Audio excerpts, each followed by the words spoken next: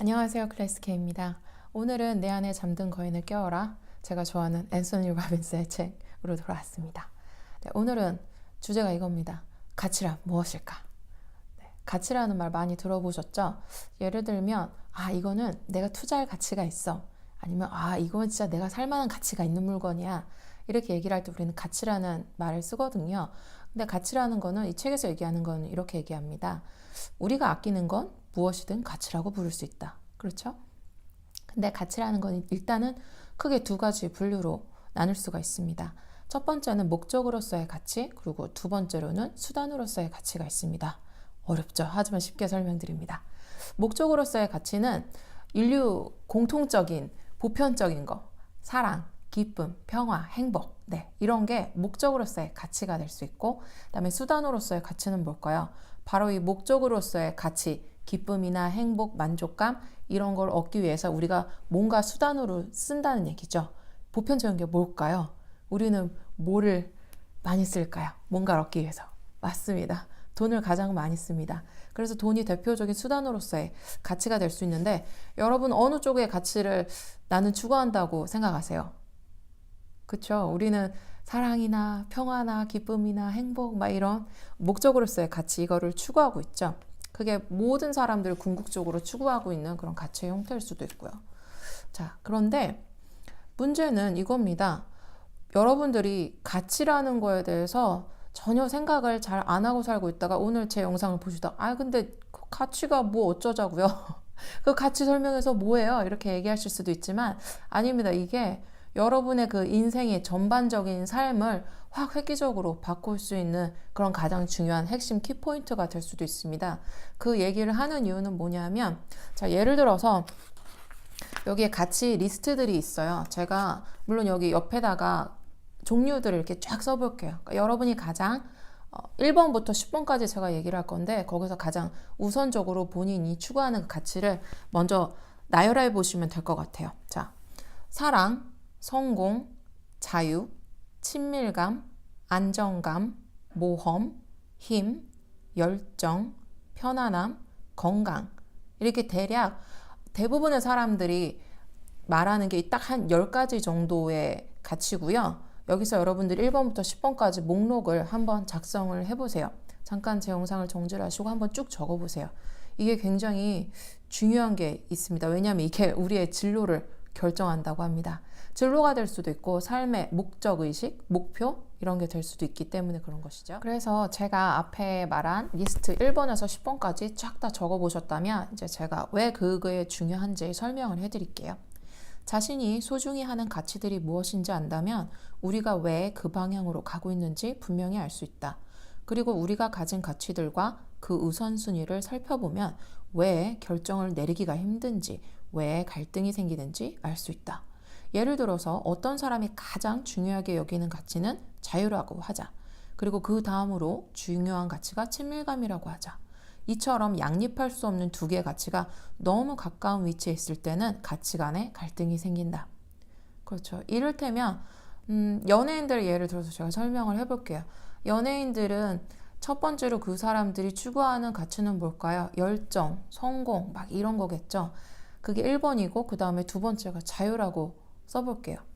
그런다고 하면 내가 공인이고 만인이 다 알고 있는 나의 사생활이 다 오픈되어 있는 사람인데, 만약 이런 사람이 난 자유를 추구해. 그렇게 되면 어떻게 될까요? 서로 부딪히겠죠. 나는 모든 사람에게 다 오픈이 돼 있고 나에게는 사생활이나 이런 자유가 없는 거죠. 근데 내가 그 다음으로 추구하는 게 자유예요. 그러면 종국에는 어떻게 될까요? 간혹 그런 연예인들 있잖아요. 그냥 은퇴를 선언해 버리는 거.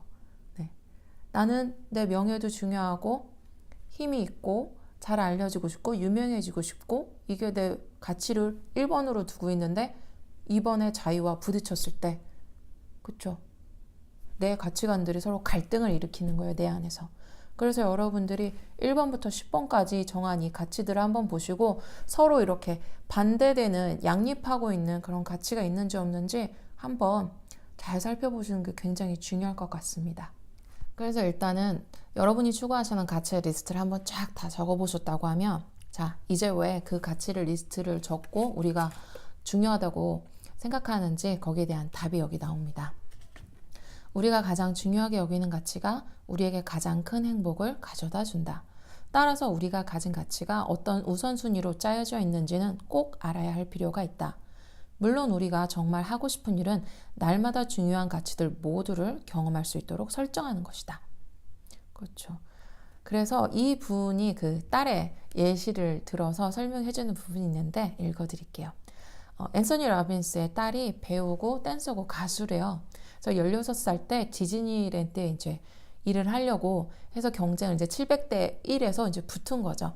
그래서 이제 결국에는 일을 하게 됐는데 시간이 지나면서 출퇴근하는 시간도 너무 길어지고 또 의상 자체도 되게 무겁고 힘들었던 거예요.